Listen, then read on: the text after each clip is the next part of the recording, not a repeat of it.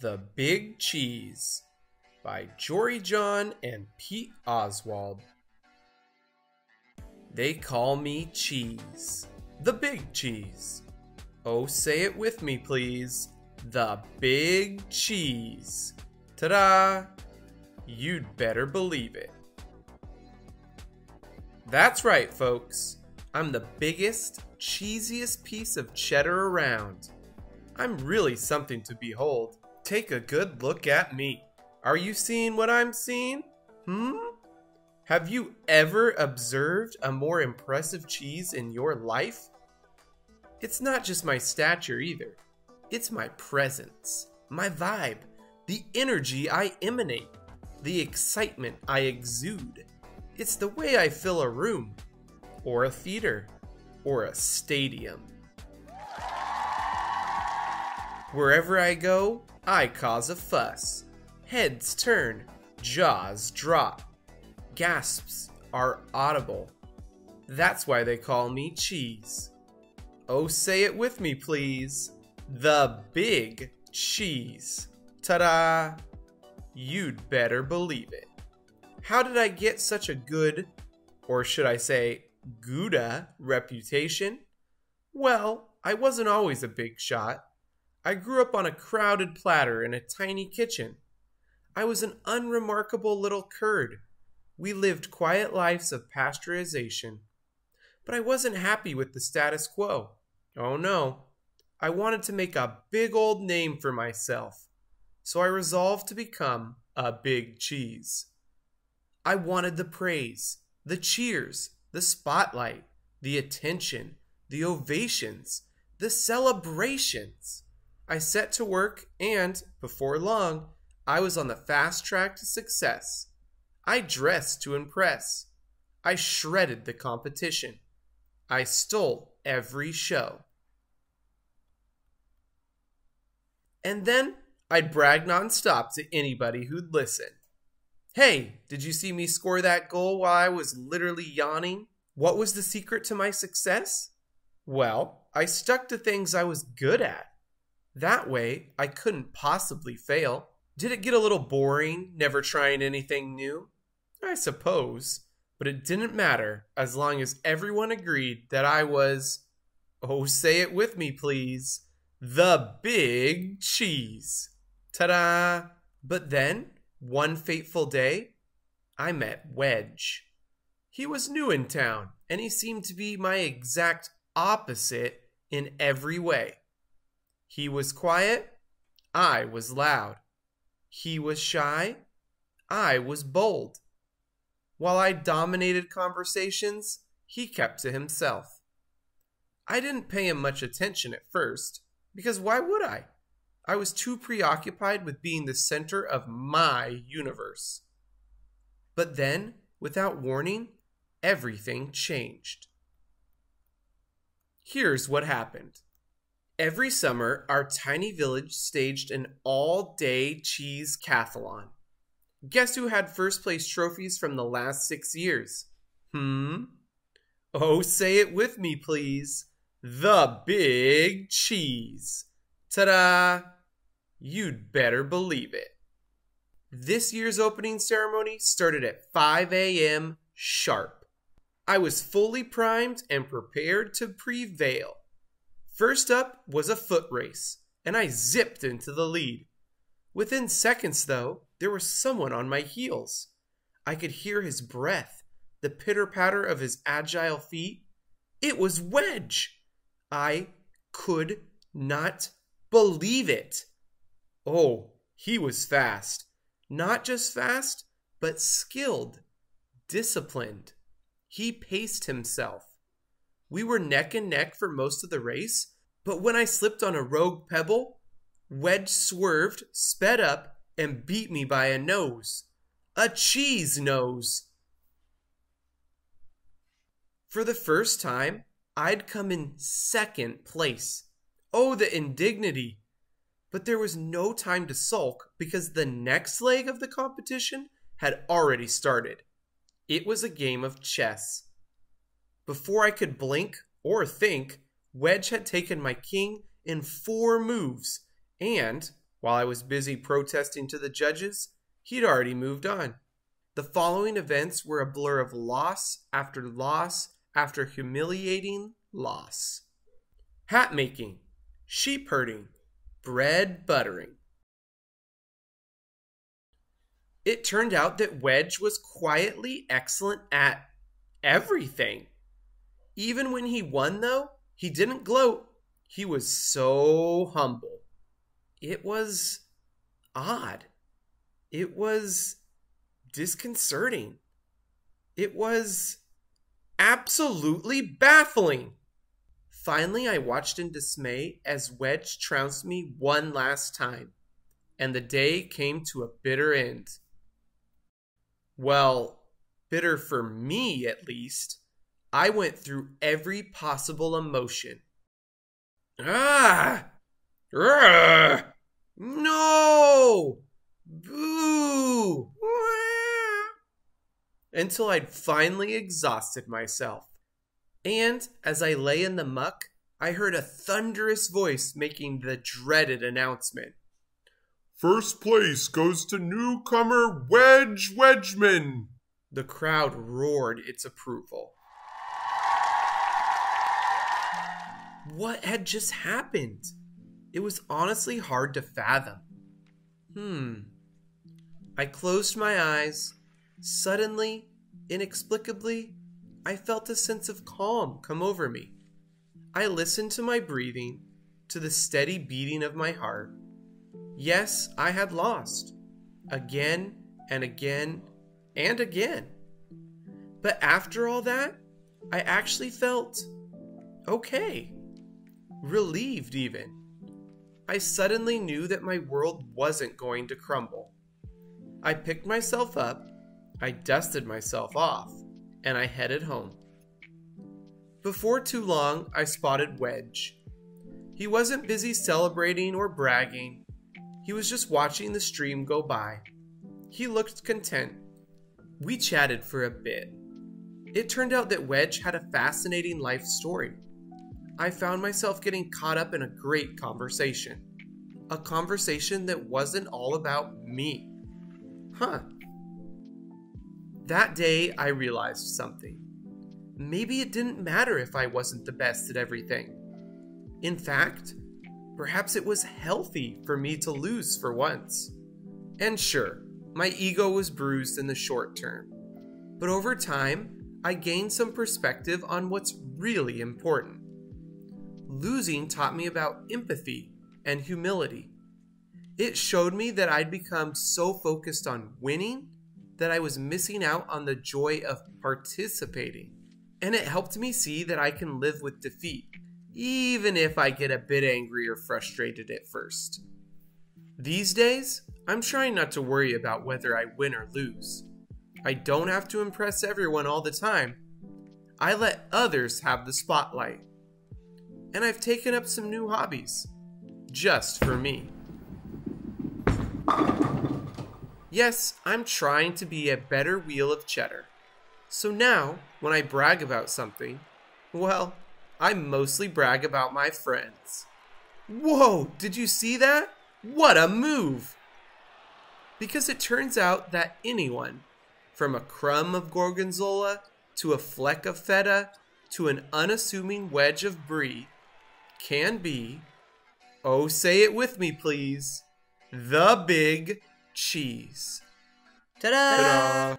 You'd better believe it. The end. Thanks for watching. Don't forget to like and subscribe. The Cool Bean by Jory John and Pete Oswald. Watch out! Here come the cool beans. The cool beans. Oh yeah, check out how they move. Look at the way they swagger. Notice their sunglasses?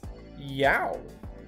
The cool beans are known all over school, from house to house, across town, beyond county lines.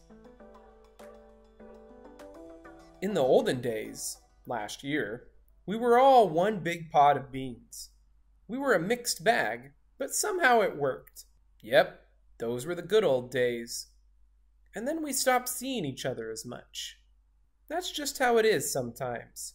You spend less time together, even though you're not totally sure why. I watched as the beans I knew so well, the beans from my own pod, became the cool beans. Oh, they were so cool.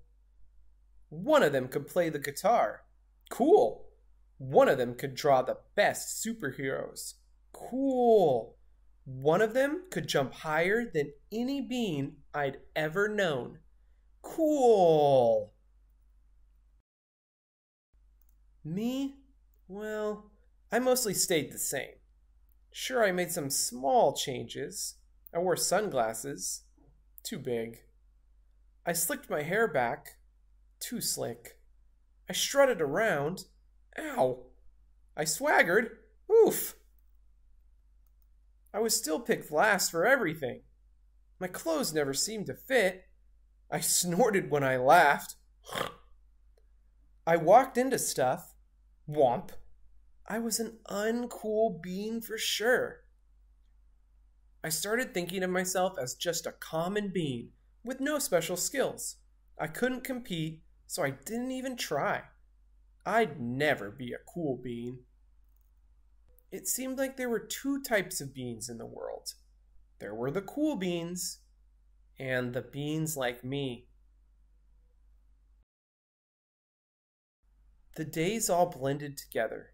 I lived my life and things were just okay. I took tests and ate lunches and mostly kept to myself. The cool beans continued being cool. I mean, sure, I missed them. A bit. But it's not like I was going to say anything. I felt like all that coolness had gotten in the way of our friendship. And that's how it went. Until one day. I was in the cafeteria. I dropped my lunch on my loafers. Oh no, not again! But then something sort of miraculous happened. Out of nowhere, one of the cool beans just helped me clean it up. He didn't even say anything. He just gave me a nod. That was it. Later, I was out on the playground. I tripped and scraped my knee and maybe cried a little bit, and everyone saw it. Another one of the cool beans came to my side, and without a word, he dusted me off. That afternoon, I was sitting in class. I wasn't really paying attention. I didn't notice, but our teacher had called on me. Everybody stared. I sat there in silence. Nobody said anything. And then, everybody just laughed. At me. That was it. After today, I was officially a has-been. But then, one of the cool beans stood up and came over to me. Everybody watched. She leaned in close and whispered, "Hey, the teacher asked you to read from page 32. Then she gave me a quick wink and went back to her seat. It was a small gesture, sure, but it was also everything. I walked home with a goofy smile on my face. I smiled all the way through dinner. That day made all the difference. It was a day that could have been really bad, if not for the kindness of a few cool beans. It gave me a shred of confidence. That shred of confidence has continued to grow. Somebody had my back. Or a few somebodies. After that, I started hanging out with the cool beans again. How have you been? Get it? How have you been? Not all the time, but sometimes. At lunch, after school, even on the weekends. Throughout all this, I realized that it's not about how you look or any of that other silly stuff. It's about a wink or a nod or a smile at just the right moment. It's about dusting somebody off, helping them up again, and pointing them in the right direction. You need a hand? Yes, please. Now that's cool. The end. Thanks for watching. Don't forget to like and subscribe. The Smart Cookie by Jory John and Pete Oswald. Greetings, I'm a cookie. I live in a bakery on a street corner near a river. Come on in. Welcome to our little community. It's a warm and supportive place to spend some time. Pretty fantastic, eh? These days, life is sweet, but my journey wasn't always a cakewalk. When I was younger, I couldn't have imagined fitting in here. For a long time, I didn't feel comfortable speaking up or sharing my ideas. I didn't feel like a smart cookie.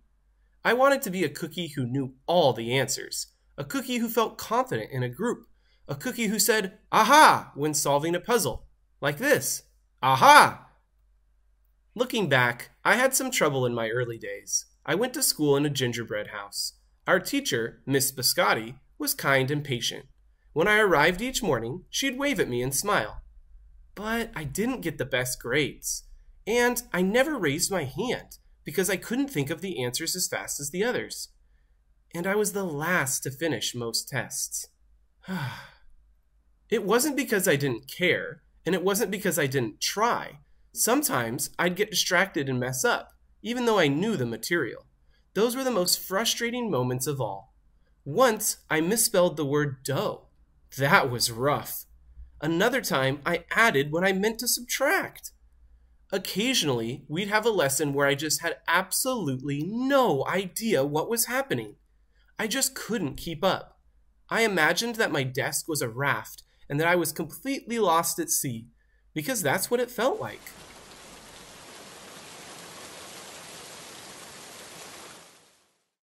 At night, I slept in a cookie jar. I had about 6 dozen roommates. Move! You move! No, you move! No, you move! No, you move! I'd stay awake and stare out the window and worry. And it went this way day after day after day. But then something happened that changed everything. It all started with a homework assignment. Miss Biscotti requested our attention one afternoon. "Tonight, I would like you to create something completely original," she announced. "It can be anything you want. Please bring it to class tomorrow." That was it. There was no further instructions. Miss Biscotti winked at me as I gathered my belongings. I felt like I had a million butterflies in my stomach. Create anything? Something original? Due tomorrow? Gulp. When I got home, I immediately went to work. At first, I tried a cooking project. The results were half-baked. Next, I tried to hammer and nail something. It splintered immediately. Then, I tried making a sculpture. It was a complete bust. I wondered if I was about to fail yet another assignment. I was stuck. I stared out the window and watched the rain hit the river. There was something mesmerizing about the water, how it moved in such a chaotic way, swirling around and around, yet ultimately figuring out exactly where it needed to go. Suddenly, I had an idea. I decided to write something original. A poem. Aha! I came up with a title based on how I'd been feeling. My Crummy Days. After that, the rest of it seemed to fall into place. I wrote, and I wrote. I lost track of time. An hour went by in a flash. "Aha!" I said when I was finished. I couldn't sleep that night, but it wasn't because I was worried. It was because I was excited. I felt like I had finally accomplished something. I felt smart. The following day, Miss Biscotti asked for volunteers to share what we'd created. One kid showed off his original frosting art. Another kid revealed her sprinkle distribution machine. It was neat seeing how everyone was good at such different things. Finally, Miss Biscotti turned to me. "Would you like to share anything?" she asked. Gulp, I gulped. I thought I'd probably crumble under the pressure. But I made my way to the front of the classroom. I noticed my hands were shaking. My mouth went dry.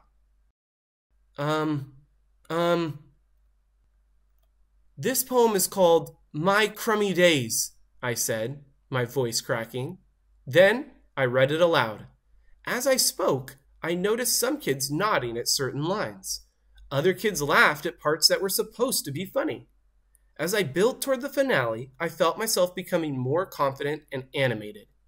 And, in the end, everyone clapped and cheered. I promise you this, I'll never, ever forget it. Miss Biscotti was beaming. "No one but you could have written that poem," she said.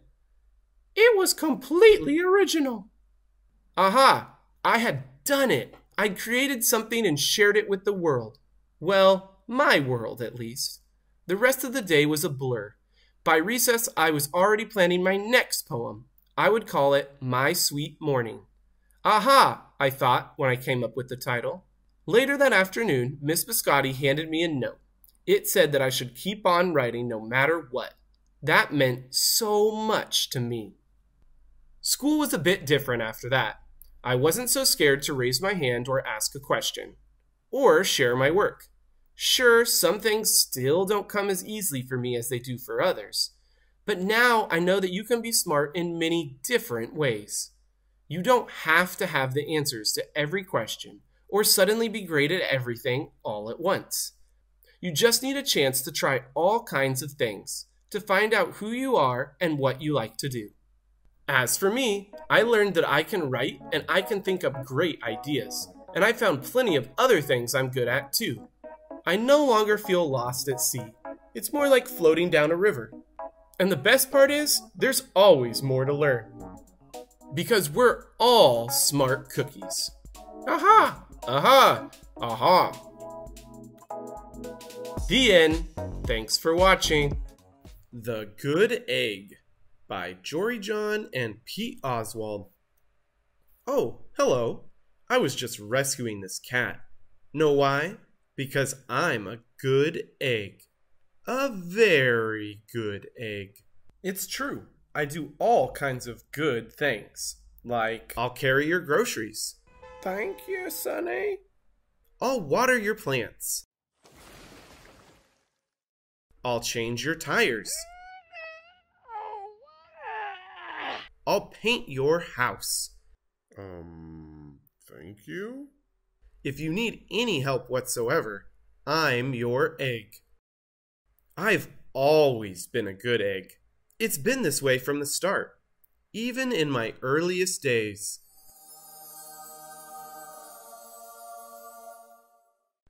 Back at the store. There were a dozen of us, living together under one recycled roof. There was Meg, and Peg, and Greg, and Clegg, and Shell, and Shelly, and Sheldon, and Shelby, and Egbert, and Frank, and other Frank. The other 11 eggs weren't on their best behavior. They weren't exactly good. They ignored their bedtime. Pillow fight! They only ate sugary cereal. They threw tantrums. They cried for no reason. They broke their stuff on purpose. Meanwhile, I tried to take charge. I tried to fix their bad behavior. I tried to keep the peace. Because I was a good egg. A very good egg. Nobody seemed to care, though. Every night I was exhausted. My head felt scrambled. Then, one fateful morning, I noticed some cracks in my shell. They were everywhere. My doctor said it was from all the pressure I was putting on myself. The pressure of making sure everybody was as good as me. I was cracking up. Literally. Something had to change. I'd had enough. I told Meg and Peg and Greg and Clegg and Shell and Shelly and Sheldon and Shelby and Egbert and Frank and other Frank that I was leaving. I can't be the only good egg in a bad carton, I said. Blah, blah, blah, they replied. I left that night.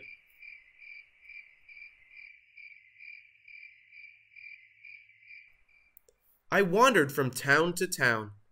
The hours became days. The days became weeks. I lost track of time. I was alone.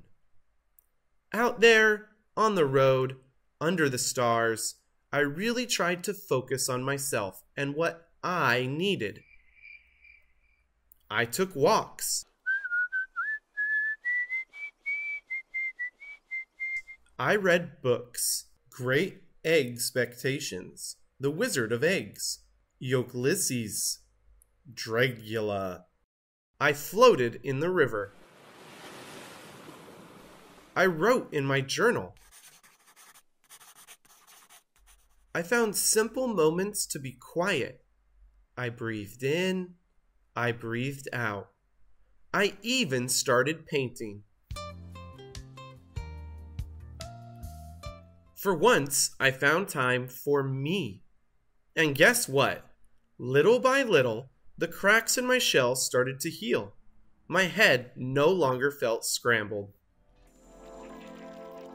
I started to feel like myself again. So, I've made a big decision. I'm returning to my old carton and my friends. Besides, I'm kind of lonely out here. This time, I know what I need to do. I'll try not to worry so much. I'll be good to my fellow eggs while also being good to myself. Here we go. Everybody missed me. I missed them too. Hello, Meg. Howdy, Peg. Hey, Greg. Greetings, Clegg. What's up, Shell? Aloha, Shelly. Heyo, Sheldon. Hi, Shelby. Good day, Egbert. What's happening, Frank? Howdy do, other Frank. Sure, every once in a while somebody's still a little bit bad, but it's not like before. Here's what I realized. The other eggs aren't perfect, and I don't have to be either. I'm okay with that.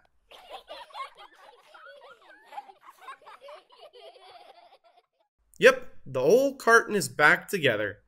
We're a solid dozen again. It's good to be home.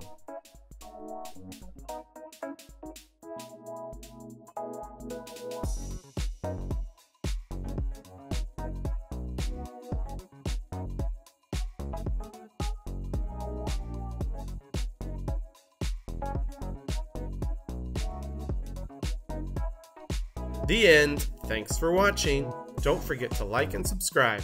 The Couch Potato by Jory John and Pete Oswald. I am a potato. Not a small potato like my brother. Not a sweet potato like my mother. Not a mashed potato like my Uncle Stu. I am a couch potato. Oh yeah, it's true. My favorite place to slouch is on the couch. I spend all my free time sitting in this exact spot. Why would I ever leave this comfy, cozy couch? It's got everything a potato could need. See, I have this, and this, and this, and one of these, and those, and this, and that, and these. Oh, and this! Check it out! This button activates a gadget that fetches me snacks whenever I want. Bam! Impressed? And I don't have to move an inch. Much easier than going to the kitchen. If the most important thing in life is to be comfortable at all times, then I think I've got it all figured out. But wait, there's more. I haven't even revealed the absolute best part about my whole setup. It's everything you see in front of me. Have a look around. Take it all in. Pretty spectacular, right? Yes, it's a sea of shimmering screens, from wall to shining wall. What joy! What bliss! These screens feature my favorite shows. Mad yam. Fries. Mashed potatoes. This screen has all my unanswered messages. Blah, blah, blah, blah, blah, blah. These screens are where I play my video games. And this screen is a live stream of my friend, my best spud for life. This is how my pals and I spend quality time together. It's much easier than trying to meet up somewhere, like folks did in the old days. That's for sure. Hey, Spuddy. Hey, pal Tato. Yes, from this very couch, I can control everything in my life, all the time, with just a few taps and a couple clicks. Not bad, eh? Ah, yes sirree, this is the life. At least, that's what I thought, until the other day. Something strange happened. There was a knock at the door.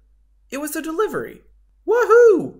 It was my newest device, a video camera that would allow me to watch myself react when I was watching all my favorite shows. All I had to do was plug it in, and my room, nay, my kingdom, would be complete. But suddenly, pew! Everything went dark. Look out! Coming through! Whoops, oof! Ow! Womp! I made it to the window. I pulled back the curtains. The sun seemed brighter than I remembered. There was nothing better to do, so I decided to take my dog, Tater, for a walk. Outside. It had been a while. Everything was so vivid, like a high-resolution, 156-inch curved screen, but even more realistic. Something smelled fresh. After a few moments, I realized that it was the air. I heard a noise, some chirps, a ringtone perhaps? But no, I looked up to see some birds. I wandered down the street from block to block and across the neighborhood. Eventually, I found a park with a hill. There was a massive tree on top. It looked like a desktop background, only it was real. Neat. I leaned against the tree. It wasn't as comfortable as my couch, not even close, but after a while, it wasn't so bad. Ah.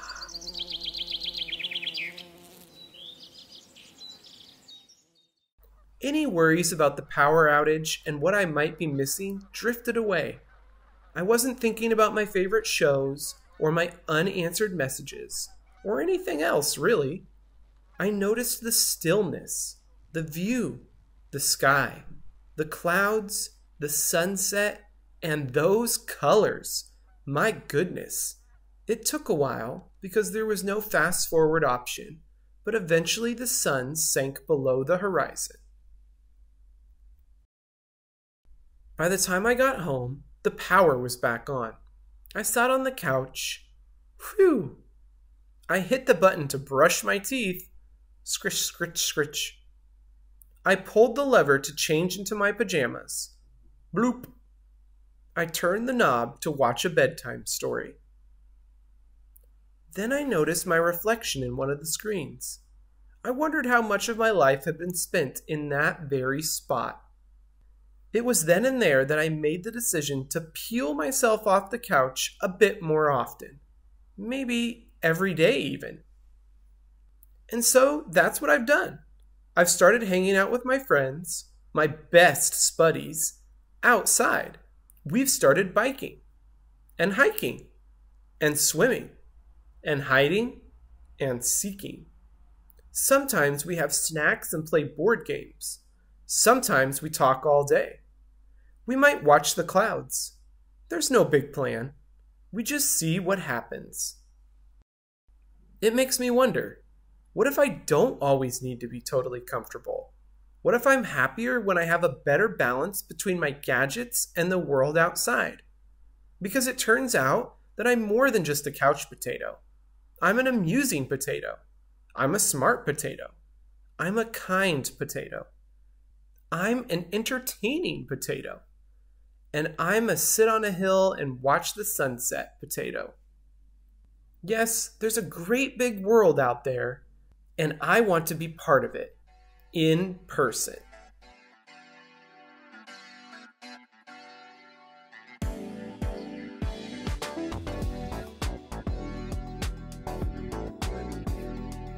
But don't get me wrong, at the end of a long day, after I've run and played and talked and laughed with my friends, I still think it's awfully nice to slouch on the couch. Ah. The end. Thanks for watching. Don't forget to like and subscribe. The Great Eggscape by Jory John and Pete Oswald. Howdy. I'm Shell. An egg. How's it going? It's just me today. I'm on my own. The other eggs? Where are they? Good question. The thing is, sometimes they leave the carton on weekends, before the customers arrive. They escape into the store. They call it the Great Eggscape. Escape, eggscape, you get it. Me, I'm not really in the mood to run around if you want to know the truth. I'd rather just sit here. I don't mind a little me time. No reason to go frolic with everybody else. I prefer adventures of the imagination. It's quite peaceful here, without all the other eggs. Sure, there's part of me that wonders what they're doing, right this very moment. We are out. We'll return whenever we feel like it. I have a few guesses. Right this very moment, whee! Yay! We look amazing! So festive. Let's play a game. Everybody pick a good hiding spot. Great idea. Shell will have to come find us. He won't know where we are. I'm behind a tomato. I'm next to the avocados. I'm blending in with the potatoes. What's so funny about that?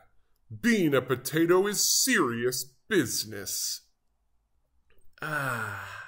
This is the life. When you live in a carton with a lot of roommates, you never get much peace and quiet. So I'm going to enjoy this while it lasts.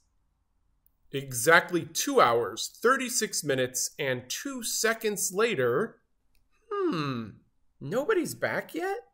Where are Clegg, and Meg, and Peg, and Egbert, and Greg, and Shelby, and Shelley, and Sheldon, and Frank, and other Frank?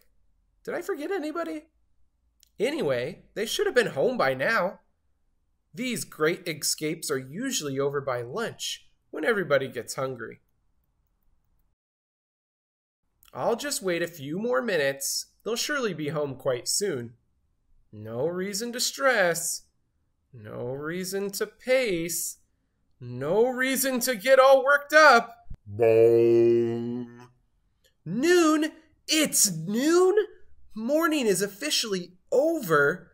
Okay, now I'm getting nervous. Where are my friends? Are they okay? Should I go look for them? But what if they come home while I'm away? I just don't know what to do. Meanwhile...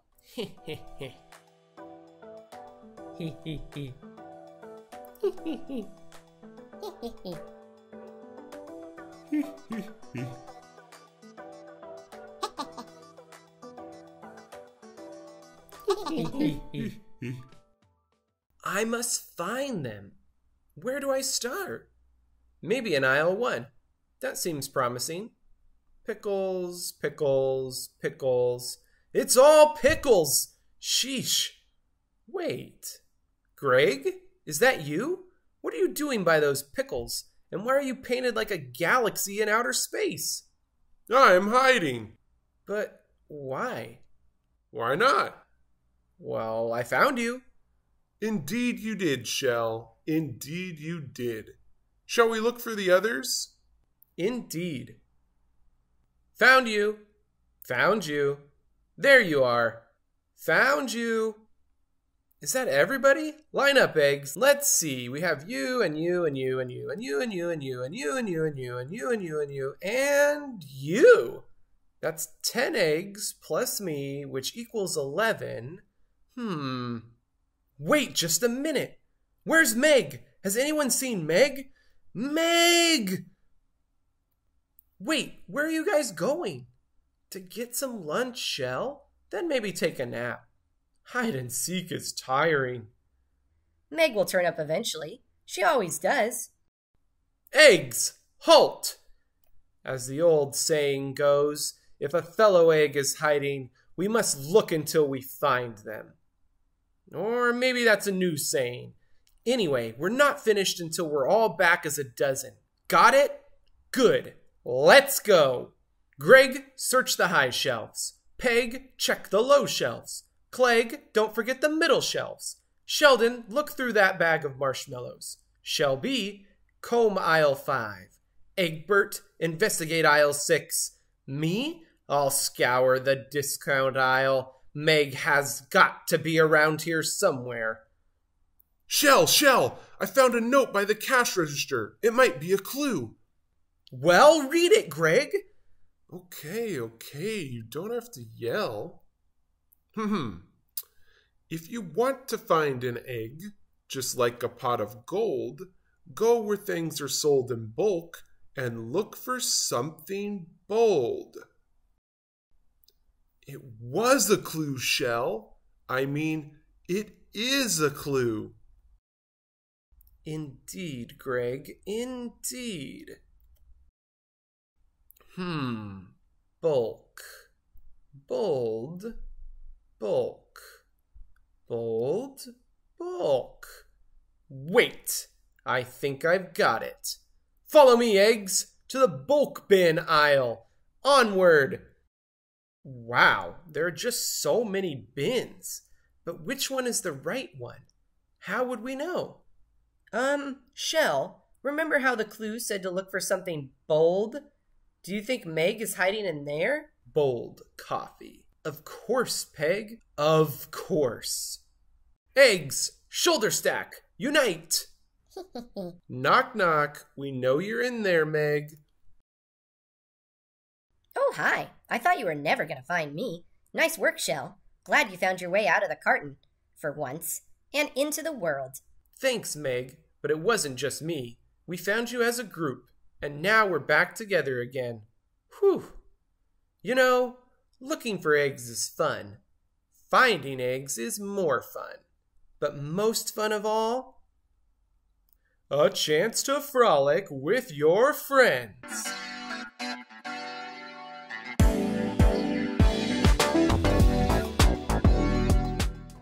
Say, when's the next great escape?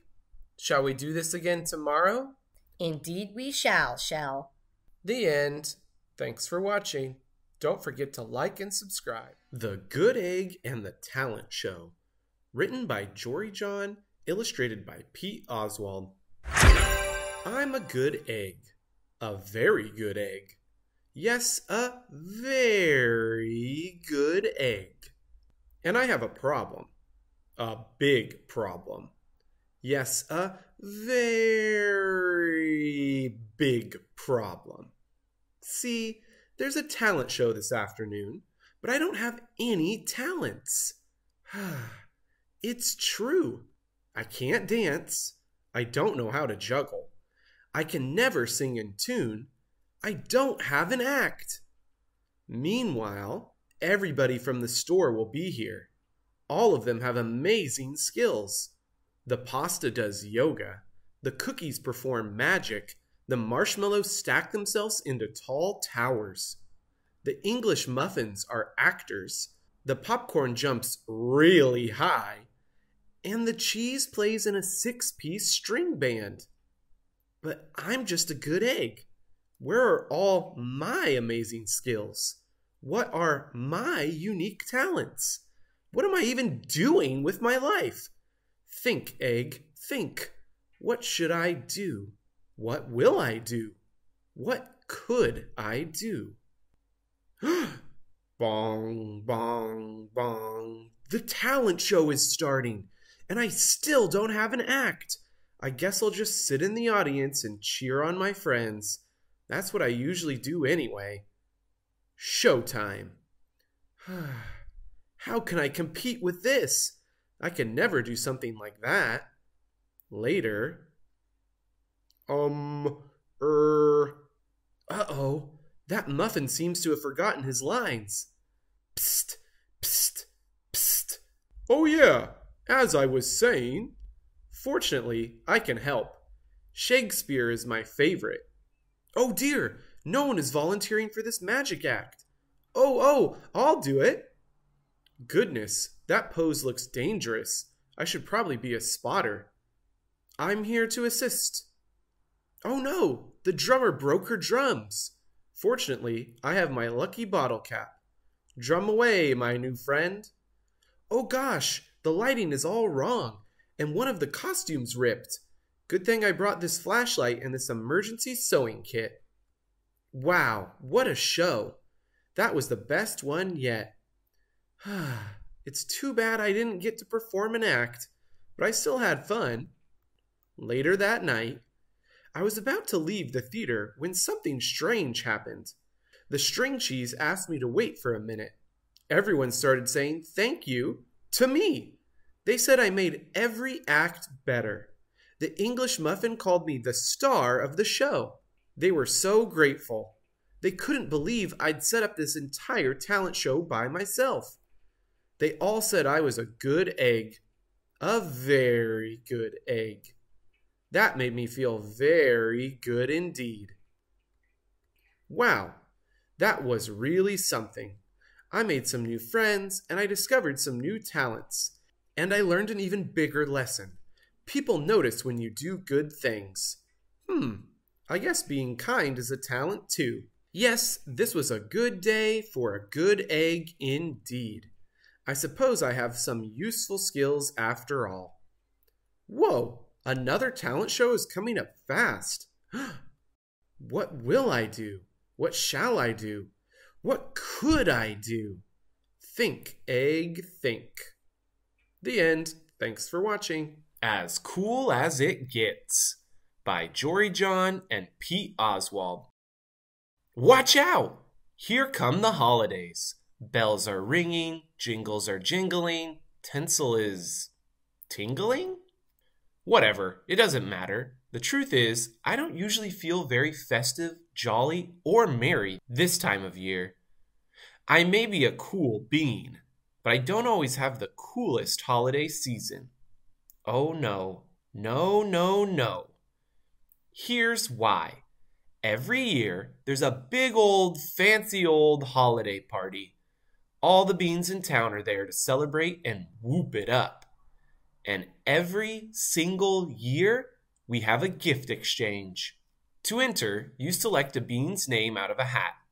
This year, I randomly picked Beanadette J, not to be confused with Beanadette S.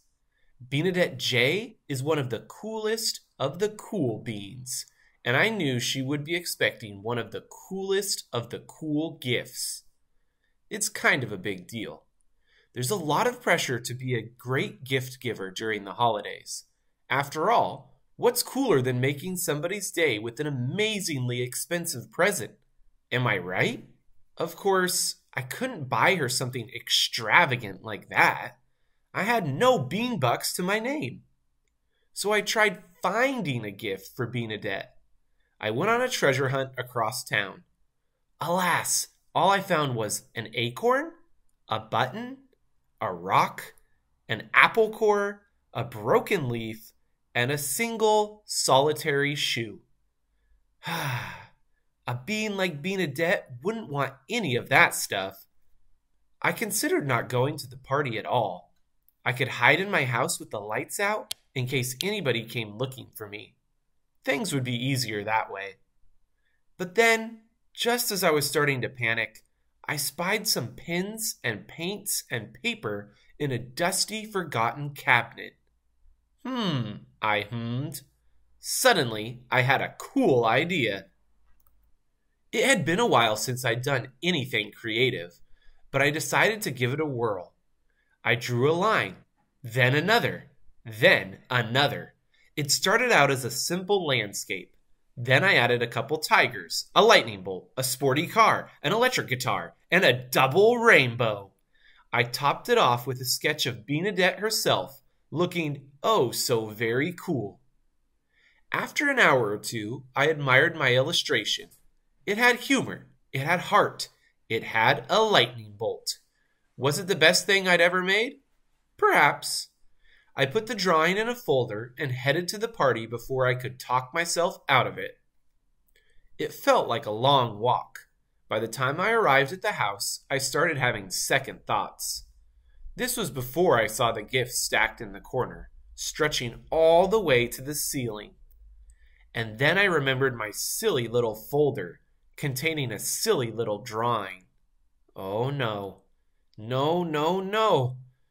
I sheepishly placed my gift on the stack, not making eye contact with anybody. Finally, a bean named Charlene dinged a glass. "It's gift time," she hollered. "Gather round." All the beans sat in a circle. A few friends waved me over. "Yeah, this should be really fun," I said way too loudly. Then I laughed awkwardly. Ha ha ha ha. Achoo! Then I sneezed on somebody's plate of cookies. Yow! Then I bumped my knee on the coffee table. Everybody just stared. I spotted Bernadette sitting straight across from me, looking excited. Sorry in advance, I thought.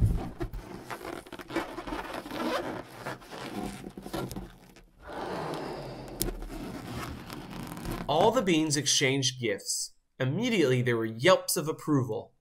It was a cavalcade of shiny, expensive stuff like electronics, whoa, clothes, whee, jewelry, Wowzers. you name it. Finally, it was my turn. Oh, the dread! But there was no way out. Let's get this over with, I thought.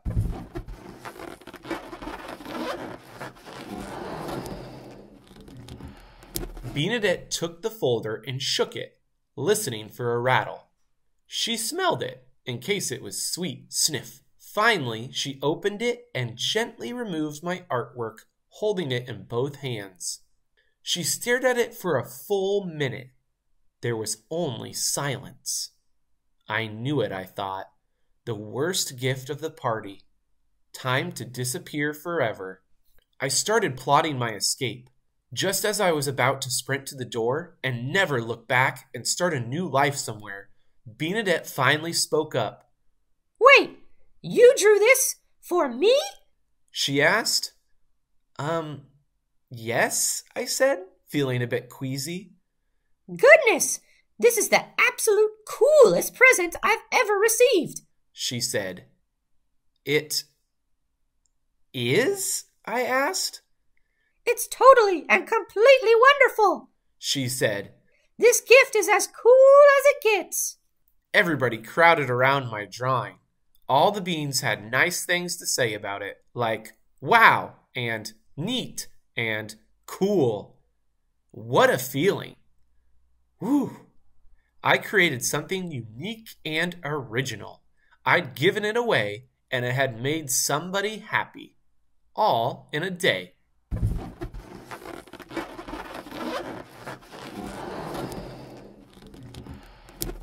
The rest of the party sped by in a blur of holiday music, sweets, and fun games.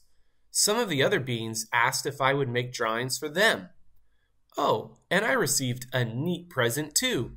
It was a scarf that a bean named Gene had knitted for me. He'd been really nervous about my reaction, he said. I told Gene how much it meant that he'd taken the time to make me something. And my new scarf kept me cozy when I went outside. It was truly a cool, and also warm, gift indeed. The walk felt shorter this time. I had a pep in my step and a smile on my face. So yeah, this actually turned into a pretty cool holiday season after all. I've realized that a gift is a gift, whether it's bought, found, or created from scratch. I even came up with a new motto. When in doubt, just make something. So that's what I'm going to do from now on. Happy holidays, every bean. Thanks for watching. The end. Don't forget to like and subscribe. The Good, the Bad, and the Spooky by Jory John and Pete Oswald. I'm in a bad mood. A bad mood. Oh yeah, it's true. You want to know why I'm feeling so crummy right now? Huh? Do you? Well, it's Halloween, which is my favorite holiday. I wait all year for this very evening. But listen to this. I don't have a costume yet. Look around. Nothing works. What a travesty. Ah! I promise I didn't wait until the last minute. I've been thinking about costumes for weeks, and I honestly gave it my best shot. For instance, I've already tried dressing up as a ghost. I can't see. And a vampire. I can't talk. And a robot. I can't move. Everything looks so uninspiring. It turns out that putting together a perfect, original, show-stopping costume is basically impossible. Halloween used to be so much fun. My friends and I would all get dressed up together. Oh, the memories. One year, we were a rock and roll band. The next year, we went as our favorite condiments. Oh, and then there was the time we went as a carton of eggs. We were cracking up all night. But things changed, as they often do. Time marched on. We all got a little older, a little more independent. And I just can't shake the feeling that everybody, and I mean everybody, is going to outdress me this year. After all, I live on a sunflower in a field where everyone takes Halloween very seriously. Very seriously. You have no idea. No idea. See? How can I compete with that? And that? And that? And what the heck is that? I just can't stand it. And that's why I'm in a bad mood. A bad mood. With a bad attitude. Sheesh. There's only one thing I can think of that will even things out. I need to trick everybody into thinking Halloween has been postponed until tomorrow night. Yeah, then I'd have a bit more time to get my costume together. Excuse me, out of my way, please. Oof. Coming through. Hey! Well, I never. Pardon me. Seed on a mission here. Attention, everybody. Let's see. There's a big thunderstorm on the way. That's right, a storm. And so, squirrels. A herd of seed-eating squirrels is racing towards us. Yikes! Watch out, squirrels and rain and thunder. Not a good combination. So for your safety, please head home this instant. We'll resume Halloween tomorrow night. Gosh. That sounds spooky. Bummer. There, that should do it. No more competition, no more hurt feelings, and most importantly, no more costumes. What a relief. I beg your pardon. Yes, what is it? If I may be so bold, it seems like you're not enjoying yourself this evening. As a fellow seed, in fact, as a pumpkin seed, I know all about the pressures of Halloween. But listen, Halloween is about more than costumes and candy, Mr. Seed. It's about crunching through the autumn leaves. It's about decorations.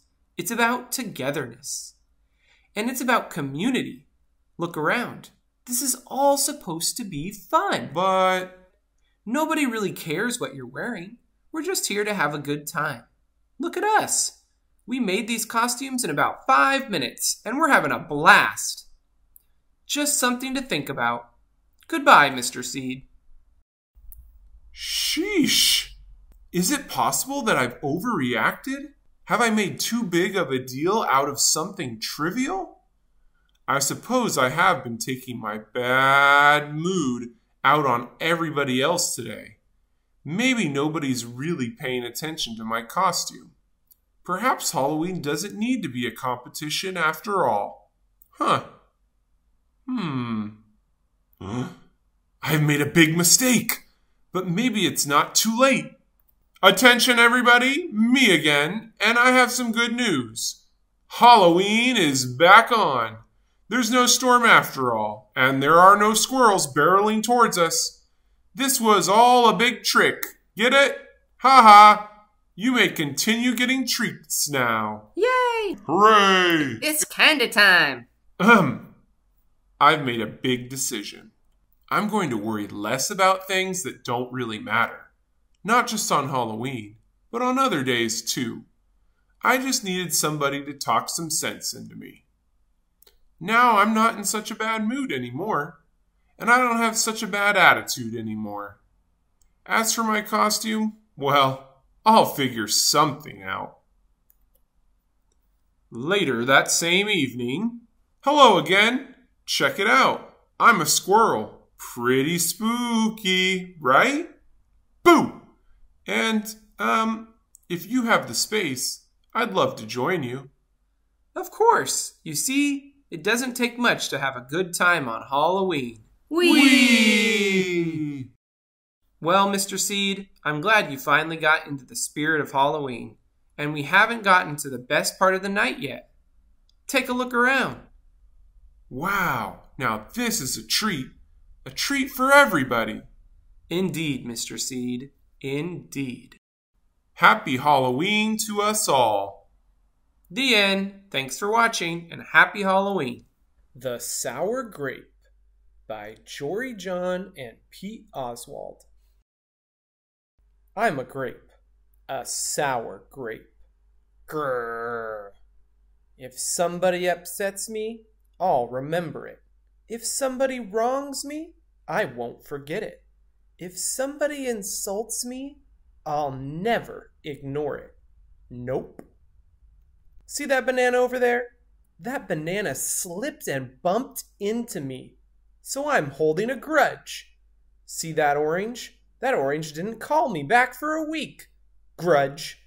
See that lime? That lime borrowed my scarf and never returned it. Grudge. I suppose I've got pretty thin skin for a grape. Nobody steps on this grape. Grrr. Granted, it wasn't always this way. I grew up in a close-knit bunch.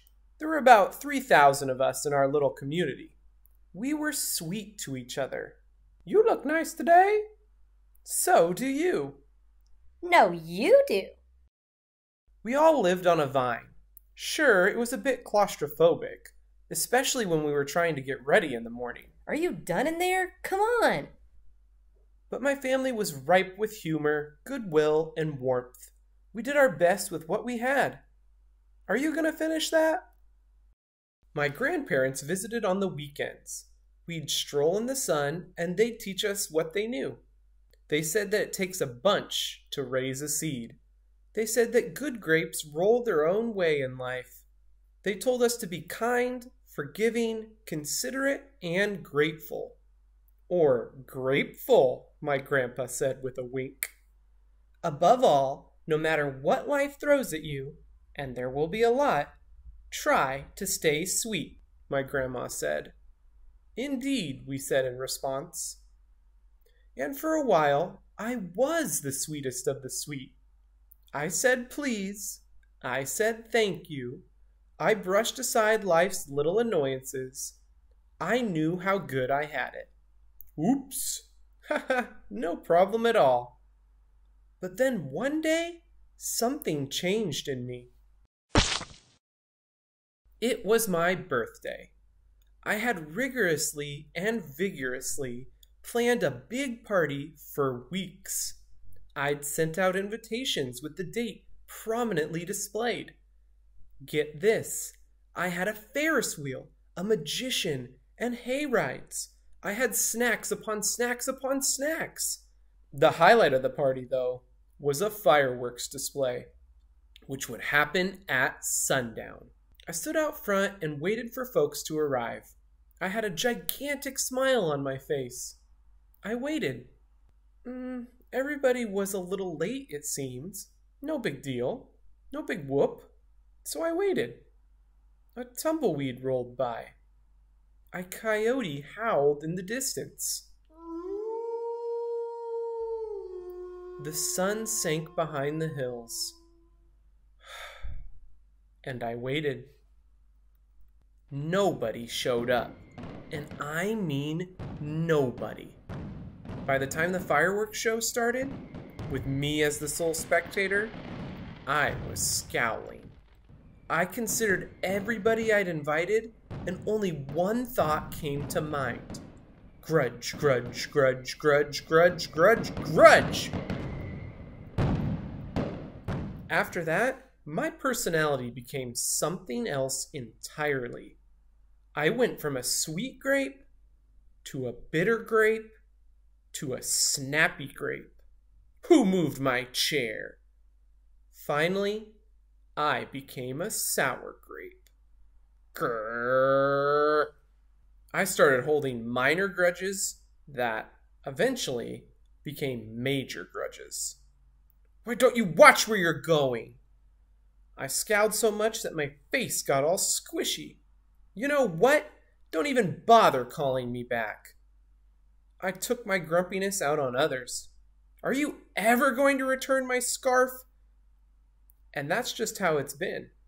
Day after day, week after week, month after month, grudge after grudge. But something happened recently that changed my thinking. I was getting ready to meet up with my friend Lenny, the only fellow I know who's as sour as I am. Lenny and I usually go to the park, where we sit on a bench and rant about stuff. But just as I was heading out the door, I bumped my knee. Oof! After I bandaged myself up, I discovered I had a flat tire. Ah! Then I missed the bus, and the next bus was late. Ah! Finally, I got off at the wrong stop. Sheesh. By the time I arrived at the park, it was getting dark. Lenny was fuming and furious, with a frown and a furrowed forehead. His face looked all squishy. We agreed to meet at exactly 4 o'clock. You're 3 hours late. I tried to explain why I was so tardy, but Lenny wouldn't listen. He'd already made up his mind. He'd formed a huge grudge, and he wouldn't budge. I couldn't believe it. How unfair, I thought. How ridiculous, I thought. How similar to the way I would react. Lenny was pretty worked up. He was pacing back and forth, emitting occasional grumbles. His tone was tart, so I gave him a little space. Besides, it was nice out.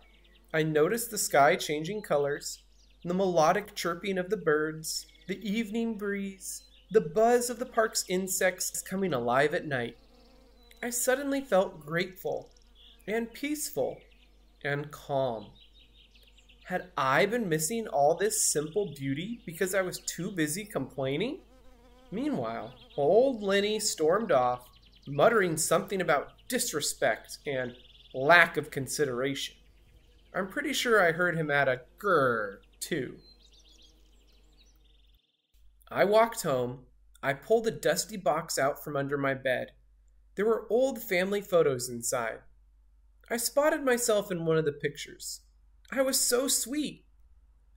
I knew that little Grape from the photo was still a big part of me, deep down. It would just take some work to get back there again. And that was the exact moment I found the invitation I had sent out for my infamous birthday party, the one where nobody showed up. It said May 31st. But wait a minute here. My birthday was on May 21st. Alas, I had told everyone to come on the wrong day. Gulp. It was all my fault. I realized nobody's perfect, not even me. After that day, I started noticing other things too, like how remaining sour all the time is so draining. I'd wasted so much energy holding grudges when I could have easily cleared the air if I'd felt hurt. And yes, I still get upset from time to time, but that's okay, because now I talk and I listen and I work things out instead of just walking away. My sourness is fading. I'm letting go of all my grudges. And hey, it's working. Slip-ups happen. I'm just glad you're okay. Aw, thanks. That scarf looks sublime on you. Why don't you keep it? Really? You're the best. Or ain't you glad we got to catch up? I'm so grateful that we did. Sure, sometimes I still let out a little grrr when I'm frustrated. Like this. Grrr. But then I move on. My face is less squishy too. Oh, and don't worry, things are okay with Lenny again.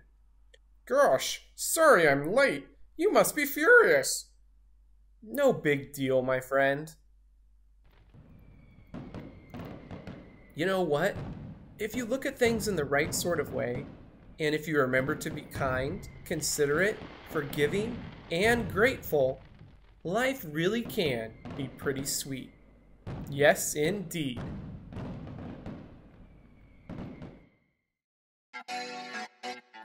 The end. Thanks for watching. Don't forget to like and subscribe.